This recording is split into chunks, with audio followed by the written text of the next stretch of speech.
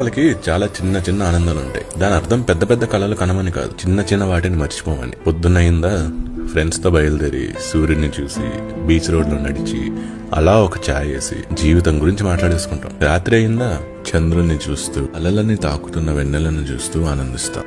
ఇంకా అర్ధరాత్రి అయిందా ఎవడన్నా పుట్టినరోజు ఉంటే సచ్చాడు, కేక్ కటింగ్ చేసి గోల గోల చేసి ఆ కేక్ ని అక్కడ క్లీన్ చేస్తున్న వర్కర్లకు కూడా ఇచ్చేస్తాం. దారిలో ఎంతో మంది కనబడతారు, ఒక్కొక్కరిది ఒక్కో కథ. కొంతమంది ఆనందాన్ని పంచుకోవడానికి వస్తారు, కొంతమంది బాధను మర్చిపోవడానికి వస్తారు. కొంతమంది ప్రపోజల్లు ఇక్కడే యాక్సెప్ట్ అయ్యాయి, కొంతమంది బ్రేకప్లు ఇక్కడే అయ్యాయి. కొంతమంది మొదటి పరిచయం ఇక్కడే అయింది, కొంతమంది చివరి మాటలు ఇక్కడే అయ్యాయి. కొంతమంది జీవితాలు ఇక్కడే మొదలయ్యాయి, కొంతమంది జీవితాలు ఇక్కడే ఆగిపోయాయి. ఎన్నో కథలు, ఎన్నో జ్ఞాపకాలు. అందరినీ కలిపేది మాత్రం ఈ సముద్రమే. ఇది మాకు ఫ్రీ థెరపీ లాంటిది. ఏ ఊరికి పోయినా తలుచుకుంటూనే ఉంటాం. ఇట్లు దూరంగా ఉన్న ఒక వైజాగ్ పిచ్చోడిని.